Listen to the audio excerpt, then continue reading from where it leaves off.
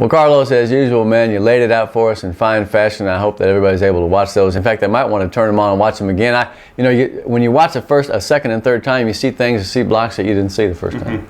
Especially, in the Ed Couch game, you get to see Isaac Martinez. Oh, man, he drove that guy all halfway to the border, man. That was an incredible play. Well, let's go 31-5A, man, the black and blue division that we like to call it. And let's stick with the game we mentioned earlier, McAllen against Weslaco East. What was the key to that ball game? Well, I think, what you saw in that game was Ricky Rodriguez. He's a great back. And they rode him. They didn't throw the ball that much. Hoover didn't throw the ball that much. They didn't have to.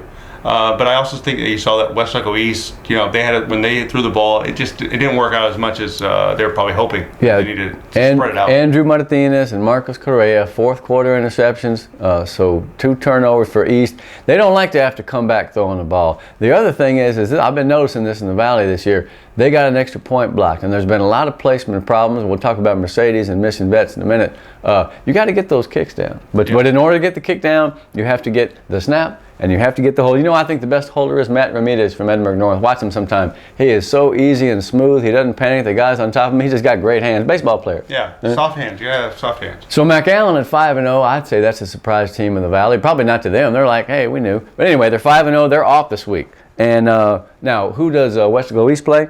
PSJA. That's interesting because the Bears rebounded. Yeah, the Bears scored early, scored quick. Big plays. Yeah. But then not again for you. They didn't do anything after that. That's one of those things they have to kind of be, watching for because, it's something that they need to fine tune because they can't do that against, better teams. So 13-7, they beat PSJ North. PSJ North drops to 0-5, and I'm going to keep continuing to insist that they will find a way to make it happen. We knew that rivalry game would be close, though. There's no way that was going to be a blowout because PSJ North really wanted to win that game. They're neighboring rivals, as it were. So you think East has a pretty good chance against PSJ? They need to rebound. Yeah, they do, unless they fall behind, late in the game. If it's, the end of the third quarter and they're down, 10 points, it's a little bit harder because they're going to have to press or have to throw the ball. Sooner or later, they're going to have to complete some passes. And I have a feeling that they will.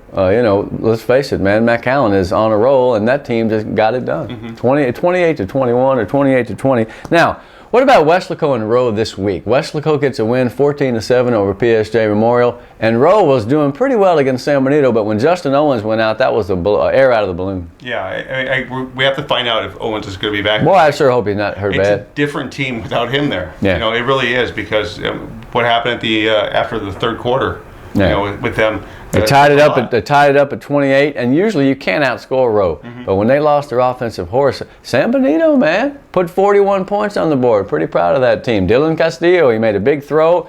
They recovered a fumble in the end zone. They're being opportunistic. San Benito was back in the race. Yeah, they are. Well, and especially in that district because everybody's in the race. There's a lot of parity in that district. Now San Benito has PSJ North this week. Okay, this is your trap game because a winless team, sooner or later, you got to think they're going to find a way to win.